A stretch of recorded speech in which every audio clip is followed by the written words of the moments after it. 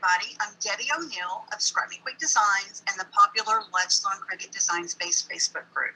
I am so happy to be here with you today. I'm going to share how to make a fun card in Design Space, give you plenty of tips. Let's take a look at the card that I'm going to be sharing with you. Ta-da! It is one of the popular slimline cards. I know you're seeing them everywhere right now. They're super popular, but they're usually 4x9 and they open top to bottom. But of course I had to do something a little extra special for you guys. So my card is a slimline side gatefold card. What does that mean? Ta-da! My card opens up like this. So it leaves you plenty of room for you to add photos, or if you want to stamp, some messages or write messages to your recipients, sign your name. You have plenty of room here in this area to do that. You can put photos on the sides here, or you can just put decorative paper like I have here. So this card's going to be really fun to make. I'm also going to be sharing with you a few tips in making the card in Design Space.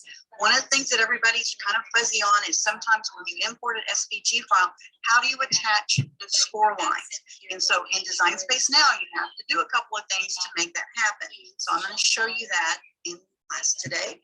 Plus, I want you to be able to turn this card into whatever card you want it to be, okay? Whatever sentiment you want on it. So I'm going to show you how you can easily do that using images in Design Space and the offset feature in Design Space. Some of you may not have played with that yet, and it really makes making your cards super fast and simple. And during the holidays, don't you want your cards to be easy to make and fun and ready to give to your recipients, right? So in today's class, we're going to cover that. And the next thing we're going to talk about is the supply list. There is a freebie with this class, so stay tuned and listen about how you get the freebie at the end of the video. All right, let's take a quick look at the supplies you'll need to make this card. Now, first off, we'll have to have some adhesive. So I use a Tombow permanent adhesive tape runner for adhering my cardstock pieces together. And you can use whatever you prefer to do that, but this is what I'll be using. Also, for adding that sentiment, because it's a more fine cut, I use a two-way glue pen. So I suggest some type of a glue pen or smaller tipped glue device to get into the smaller pieces. And you will need 2 or 3 foam dots, or pop dots as they call them. So it's foam with the double-sided adhesive on it, circles or squares, whatever you want is fine. You can use either the Cricut Explore series of machines or the Cricut Maker to make this card. If you have a Cricut Explore machine, will need to have a scoring tool of some kind, and the Cricut Explore uses the Cricut Stylus. Okay, that's this one that has the hard ball metal piece on the bottom. Or you can use the Cricut Quick Swap tool with the 0-1 single scoring wheel attachment. And this is only used in the Cricut Maker machines. Okay, so you'll need a scoring tool of some type. 2 other optional tools that I like to tell you guys to have at hand is a pair of fine tip craft tweezers. This helps you when you go to adhere and put the adhesive on the back of the sentiment to put it onto your card because it's so thin and fine tip. So I like to have that. And then I really prefer to use a brayer when I'm adhering my cardstock to my cutting. Now, the very first thing you need to pick out is what pattern paper, holiday pattern paper, do you want to use for your card? So for my card, I selected this pattern paper. It's non-traditional colors, which I kind of like, and it already has a little bit of foil accent on here, which just makes it a little more festive. And a lot of people are going to ask, where do you find holiday paper in the middle of the summer? I have a tip for you. I order all of mine from Amazon, and I get the Echo Park brand because you can get a paper pack, and it has multiple patterns on here, and there's a lot of different sets. Let me just show you. There's a lot of different sets. Like here's one that's more traditional colors. This one's more, non-traditional colors. But there's a lot of a variety. So that's a good place to do. I'll link these up in case you want to check that out. And it's a good resource for you. Now, once you have your pattern paper picked out, then you need to pick out the cardstock you're going to use for the base of your card. So for my particular card, non-traditional colors, I went with a non-traditional cardstock. I'm using pink for my card base, okay? You'll need 2 pieces of cardstock for the base. You also need a sheet of white. That's going to be for the piece that goes inside the card where you can write your, write a message and sign your name and so forth. And you need a piece of specialty paper. Now, glitter paper or foil paper or any type of specialty paper or even a coordinating pattern paper to your primary pattern paper that you selected, you can use those, okay? So for this particular card, because it already has the gold foil accents, I'm using the gold foil cardstock for my accent pieces, okay?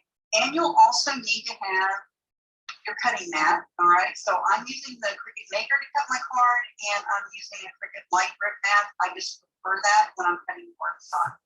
Once you download the free SVG file for the Slimline Side Gatefold card that I'm going to show you today, I do have something that you need to do in Design Space to make sure that it will score properly using the Cricut machine. You're going to come over here. I'm in Design Space. I'm going over to where it says Uploads. I'm going to go up here where it says Upload Image. Now you have already downloaded the file to your computer or device, and then you're going to go into Upload. You'll browse to wherever you save that file. So I'm just going to grab it right here. You're going to upload it. I like to give mine a name. I may type in a keyword here, and then I'm going to hit Upload. Once it uploads, you're going to click here on the upload, and then that's going to add it to your canvas. So if you haven't ever done that before, I wanted to make sure that you knew how to do that. When it comes in, it does come in grouped, which is perfect. That's what we want it to do. Do not ungroup it at this point. You want to check up here in where the sizing is, and you want to make sure it says 20.483 width, and then the height is 12.499. For some reason, yours imported in differently, make sure that you add those numbers, and I'll have it in the worksheet that you're going to get with this class. Okay? The thing that I want you to notice is over here in the layers panel, you see these two vertical lines. Those are the two vertical lines that are folding lines for this card. But in Design Space, when I make an SVG, it doesn't automatically change it to a score line. So we've got to do that before you cut your card out. It's super easy. We're just going to ungroup up here, and then we're going to click on one of those score lines. So you have the basic cut, which is the outline of the image. And then you have another one that says basic cut that's just the line.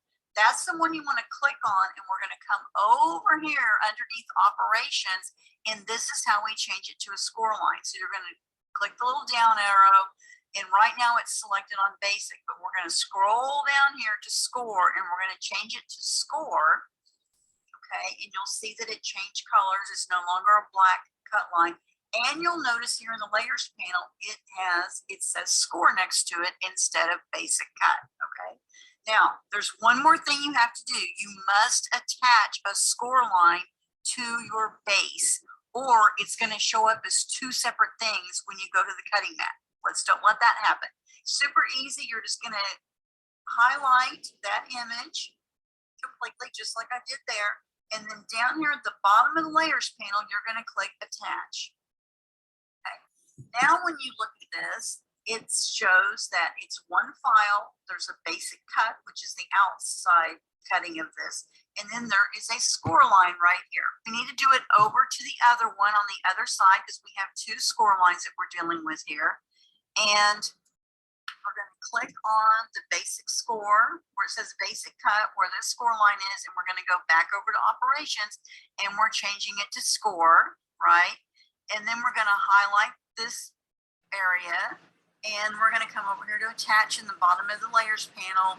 Now our card is ready for us to cut. So once you get this done, what I recommend you do is go ahead and save your file. You've already checked it to make sure that it is going to cut, it's going to score appropriately, and that it is the right size. So what I like to do is do card, and then I usually leave myself a little note that I've already sized it. Okay, when I write the word size there, that means this file is ready to go. I can pull up it in Design Space at any time, and it's already the appropriate size, and it's already got everything attached and everything. And then you can save it to a collection. So I'm going to save it to cards.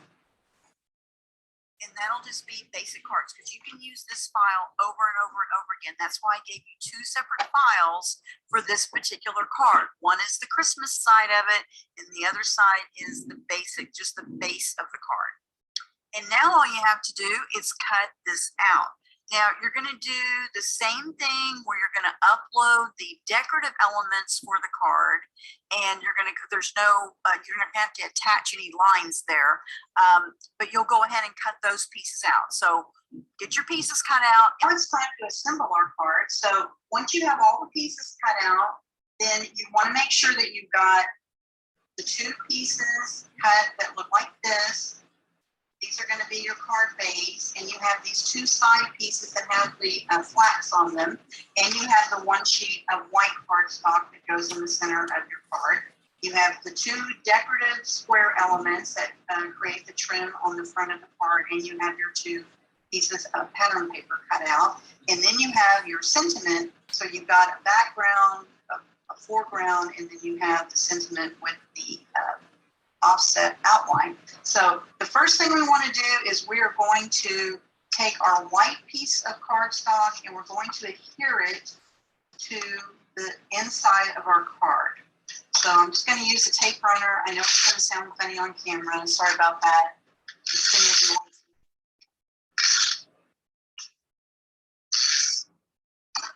And I'm just going to center this and this is going to be the inside of the card, okay, where you can stamp sentiments or sign it or whatever you want to do on it. And then you have your two flaps, okay? So take one of the flaps in your hand like this so that the dog ear is on the left-hand side, and there's a score line here, and you're going to fold that over, okay? So if you did this with your Cricut and you scored it, you're going to score it so the dog ear goes to the back, okay, like that. And this creates a tab. Now on this tab, we're going to flip it over and we're going to add adhesive on the inside of the tab. Making sure you do not get adhesive where the fold line is, okay? You want it just on the tab part. Then you're going to take this that we just put together and we're going to add this with the tab to the back of the card. Base, lining it up, and then folding this over. Okay, and then just press that down really well to make sure it's adhered well. Okay, we're not going to worry about it because we're going to cover the back of this. And then you're going to take the other piece with the dog ear to the right to create the tab. Here's the fold line. We're going to do the same thing. And then we're going to add the tab to the back of the card again. Just like this, super easy. Now we have our side gatefold slim card, okay? But we want to finish the back of the card because we've got those tabs showing and it just doesn't look right. And so we're going to add a piece, the other rectangle piece goes on the back of your card to finish, give your card a nice finished look.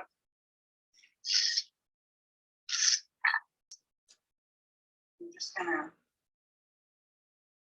line that up and adhere it. Now we've got this part of our card is completed. That was easy, right? Now we're going to take our two pieces of our decorative paper and we're going to add them to the front of the flats, okay? So what you're going to do before you start adhering, make sure that you are lining up the edge to the edge, okay? So here's the flap on the left. I'm going to line up the edge. When I go to adhere it, I'm going to line it up edge to edge there. Okay? It doesn't get centered on the front of the card. This creates a little trim around the outside. Okay, so we're going to do that. We're going to do this for both sides.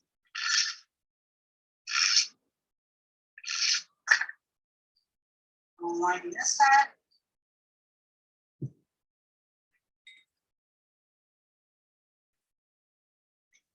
Just like this. So you've created, you have the pink showing or whatever color your card's like this, but the edge to edge on this tab is lined up. We're going to do the same thing on this one.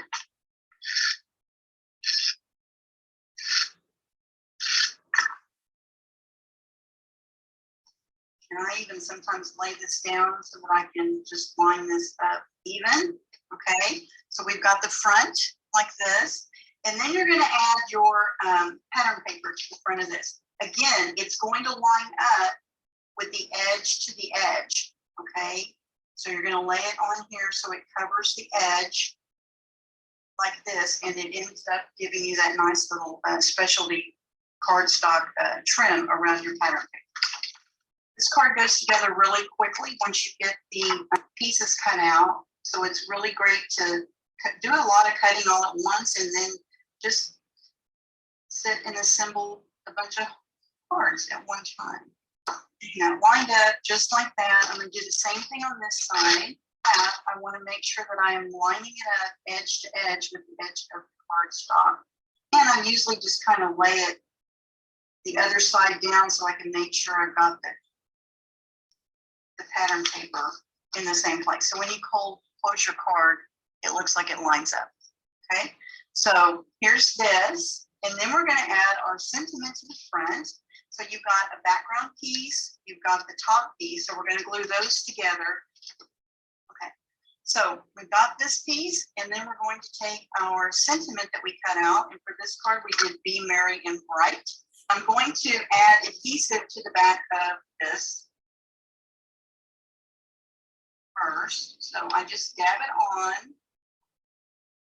I really love these big two-way pins for doing fine work like this on cards or anything that's smaller, so you don't risk tearing your letters, which would not be very fun. I also do it when I'm using it with mandala shapes or anything that's more delicate. I use this. And you can see it goes pretty fast. You just get quicker at it as you do it. All right, now we have that offset piece that was made for the sentiment. So we're going to line this up.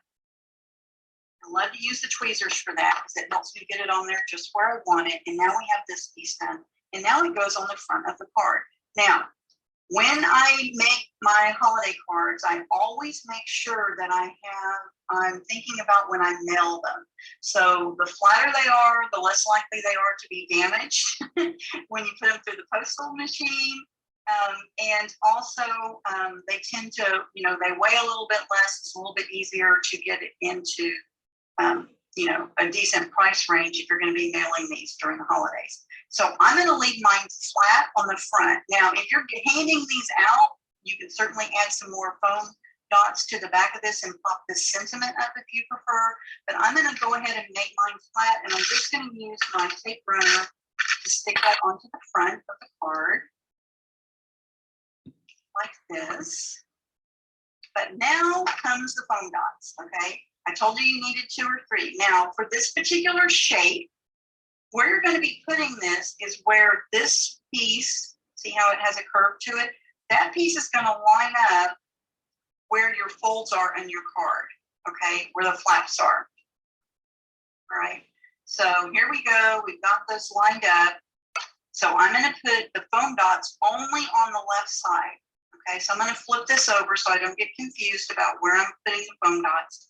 And I'm going to line them up just like this. Take the liner off of them. And then you're just going to line this up. And this creates the sentiment for the front of your card. It's going to push those down. So now we have the front of our card is completed. And this is like a little flap. Okay. And then you can stamp here. You can do that. You can decorate the inside if you like as well. Let me show you what I did with that.